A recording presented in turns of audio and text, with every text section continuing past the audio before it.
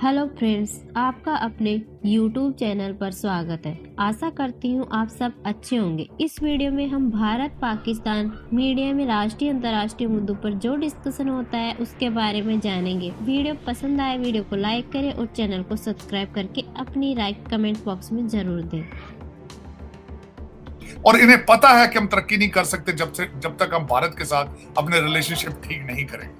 इनको पता है कि आपकी महंगाई तब तक ठीक नहीं होगी जब तक आप भारत से ट्रेड शुरू नहीं करेंगे। मईशत में रिलीफ आप नहीं दे सकते, डॉलर मुल्क से नायाब है। जो आपने बोर्ड उठाया इसके ऊपर लिखा है मकबूजा पाकिस्तान और मकबूजा कश्मीर में फर्क, वहाँ लोगों को नंगा नहीं किया जाता। क्या इसका क्या मतलब है? मकबूजा कश्मीर में लोग यहाँ से ज्यादा महफूज हैं? बिल्कुल महफूज है। माविया जो है वहाँ पर 23 साल की लड़की है, वो कश्मीर की पायलट है सर। कश्मीर इतना इंडियन साइड कश्मीर इतना चमकने लगेगा कि आज़ाद कश्मीर वाले यहाँ ज्वाइन करने की कोशिश करेंगे। जो सिचुएशन चल रही है, क्या इसके पीछे भी इंडिया है? तो इंडिया एक सुप्रीम पावर भी है। सबको पता है कि इंडिया की खुफिया एजेंसी रॉ है, वो पाकिस्तान के खिलाफ है। आप तो यू डोंट नीड एनिमीज।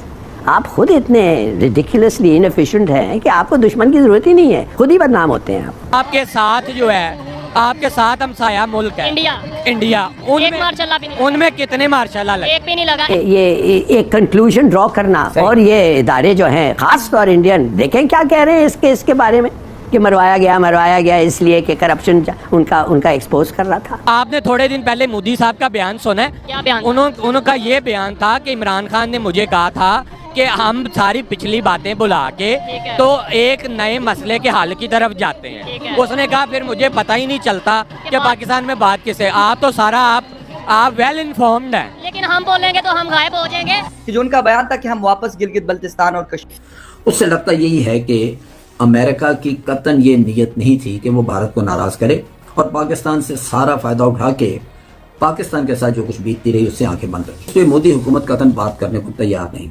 क्या अमेरिका जो मदद की बात करता है वो भारत को इस चीज पे राजी करेगा कि वो बैठ के बातचीत करे? Secretary of state Antony Blinken का ना मिलना इस चीज की सबूत लगता है कि अमेरिकन ये समझते हैं कि there is nothing to talk. मतलब आप दोबारा आ गए हैं, क्या बात करनी है जो आप आ गए हैं? ऐसा क्या है जो आप want? What we want is trade and business. और जब बिलावल साहब से पूछा, कहते थे कि जी हम ट्रेड और बिजनेस की बात करने आए हैं, हम कारोबार की बात करने आए, तो उनसे सवाल पूछे गए कि भाई आप तो ट्रेड एंड कारोबार की बात करेंगे, लेकिन घर में तो टीटीपी वाले आए हुए हैं। वो तो back home this is all TTP, Tehreek-e Taliban Pakistan जो है वो उसने कंट्रोल किया हुआ, तो आपने उसका क्या करना है? And he was all silent, he will not speak on that. Simply वो एक पोजीशन है कि जी हाँ वो हम देख रहे हैं। क्योंकि मैं चाहता था कि आप जितना ज़्यादा ग्लोबली ट्रैवल करते हैं, क्या आपने पाकिस्तान की पार्लियामेंट को बताया है कि आप पब्लिक टैक्स पेयर्स मनी के ऊपर इतना ग्लोबली ट्रैवल करते हैं? क्या आपने पाकिस्तान की पार्लियामेंट में जाके पार्लियामेंटेरियंस को बताया कि आपकी ट्रिप से हमें क्या मिल रहा है? आप 3 दफ़ा अमेरिका आए हैं, आप पूरी दुनिया में ट्रैवल किया, आप यूरोप गए हैं, आप एशिया पैसिफिक गए हैं, लेकिन अनफॉर्चुनेटली वहाँ पे अपोजिशन ही कोई नहीं बैठी हुई। वो किसको तो आपने बोर्ड उठाया इसके ऊपर लिखा है मकबूजा पाकिस्तान और मकबूजा कश्मीर में फर्क, वहाँ लोगों को नंगा नहीं किया जाता। क्या इसका क्या मतलब है? मकबूजा कश्मीर में लोग यहाँ से ज्यादा महफूज हैं? बिल्कुल महफूज है, क्योंकि यहाँ पे हमारे टैक्स पे चलने वाले ये इदारे हमारे ही अवाम को उसी पे हमारे पैसे से हमारे ही अवाम के कपड़े उतारते हैं। तो इसको यहाँ किसने दिया? ये कपड़े जो उतारते हैं कौन है, कुछ पता है आपको? ये खुफिया इदारे। आपने थोड़े दिन पहले मोदी साहब का बयान सुना है? क्या बयान? उनका ये बयान था कि इमरान खान ने मुझे कहा था कि हम सारी पिछली बातें बुला के तो एक नए मसले के हल की तरफ जाते हैं। उसने कहा फिर मुझे पता ही नहीं चलता कि पाकिस्तान में बात किसे। आप तो सारा आप वेल इन्फॉर्म्ड हैं, लेकिन हम बोलेंगे तो हम गायब हो जाएंगे, इसलिए आपसे नहीं, एक बात मैं आपको बताता हूँ।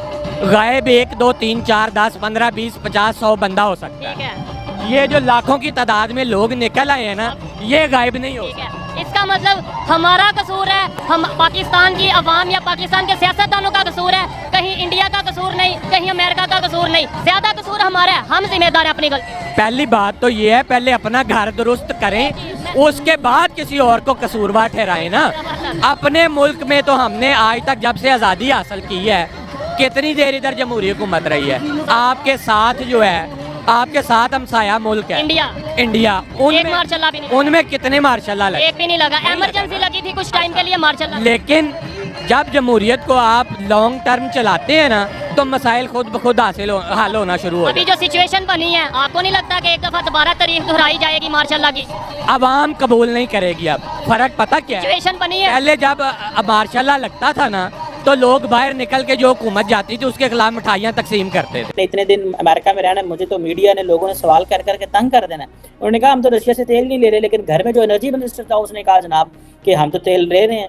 तो ये वो चीज़ें हैं जिसको मैं I am telling you before hand, क्योंकि पाकिस्तानी, मैंने नहीं देखा कि पाकिस्तानी मीडिया जो है वो इस पर बात कर रहा हो कि हाँ जी हम क्यों नहीं बिलावल भुट्टो की ज़रदारी क्यों की मुलाकात क्यों सेक्रेटरी ऑफ स्टेट से नहीं हुई। ये तो क्योंकि वहाँ पे तो सारी लड़ाई हो रही है कि पंजाब का वज़ीर आला किसको होना है तो इसको फारग कर दें और उसको फारग कर दें।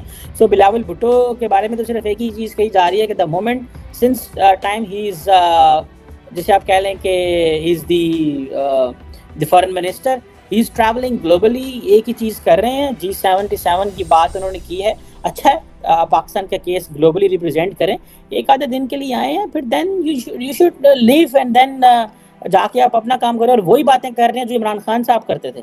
इमरान खान साहब भी इस्लामोफोबिया की बातें करते थे। मैं इस पर कई दफ़ा कह चुका हूँ, ठीक है इस्लामोफोबिया की बात ज़रूर करें, लेकिन क्या इस्लामोफोबिया की बात करना अभी ज़रूरी है?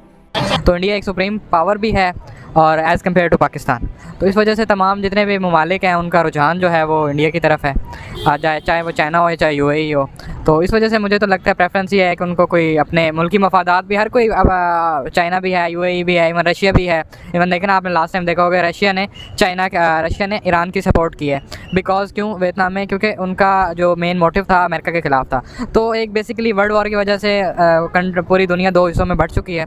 तो अब जो डिवाइड रूल में आते हैं वो इंडिया, क्योंकि UAE की और चाइना की सपोर्ट में, तो इसलिए उन दोनों ने। अच्छा, आप मुझे ये बताइएगा, अभी आपने बोला कि मफादात हैं इन दोनों कंट्रीज़ के इंडिया से, तो मफादात के अलावा अगर हम बात करें, ना सिर्फ ये दोनों कंट्रीज़ बल्कि इस वक्त पूरी दुनिया ही ये कह रही है कि इंडिया के जो फॉरेन मिनिस्टर हैं S जयशंकर जिनका नाम है, वो बहुत ज़बरदस्त किस्म की पॉलिसीज़ बना रहे हैं, बहुत ज़बरदस्त किस्म से वो स्पीच दे रहे हैं, बिना डरे धड़ल्ले से कोई भी बात कर देते हैं। तो आप इसके बारे में क्या कहेंगे?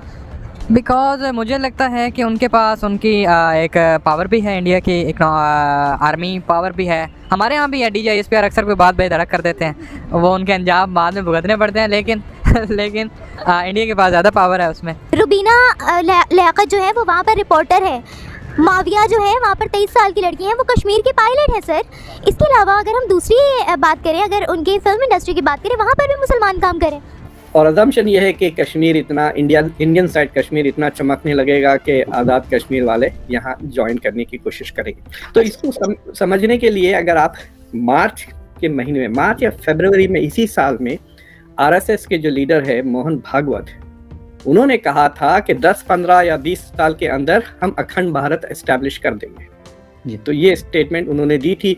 उन्होंने कहा था कि ये गाड़ी चल पड़ी है, ये गाड़ी का ब्रेक नहीं है, ये गाड़ी का सिर्फ एक्सेलरेटर है, हम एक्सेलरेटर से पाँव नहीं उठाएंगे, और ये पूरा अखंड भारत जब तक नहीं बन जाता। तो अखंड भारत का आप मैप गूगल करके देख लें, वो ना सिर्फ कश्मीर, आज़ाद कश्मीर, बट पूरा पाकिस्तान, अफगानिस्तान के हद तक, इस तरफ म्यांमार तक जाता है वो। कश्मीर के अंदर अभी तक हिंदुस्तान कहता है कि पाकिस्तान वहाँ पे इंटरफेरेंस करता है, लोगों को भिजवाता है, हमारे फोर्सेस के ऊपर अटैक्स होते हैं। तो सर एक कश्मीर ऑलरेडी एक जिसे कहते हैं कि अब चले हालात, हम कह रहे हैं कि 1-2 सालों से काफ़ी बदलाव आया है।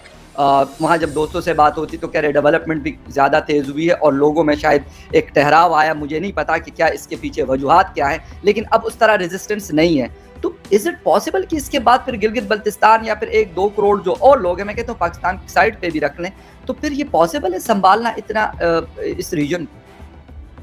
देखिए, मतलब it is not a practical thing. India is not going to, India ऐसा जंग नहीं करेगा पाकिस्तान से जंग करके, मतलब ये सवाल ही पैदा नहीं होता। इंडिया की जो लेजिटिमेसी इसी इंटरनेशनल कम्युनिटी में आती है कि हम जंग नहीं करते। जो बांग्लादेश में की थी वो तो जेनोसाइड से बचाने के लिए किया था। बाकी के जो सारे 4 जंगे पाकिस्तान के साथ है, चाइना के साथ, हम तो डिफेंस पे थे, हम पे हमले हुए हैं, हमने जंग नहीं की। So this is an important position जो इंडिया के वैल्यूज से भी है।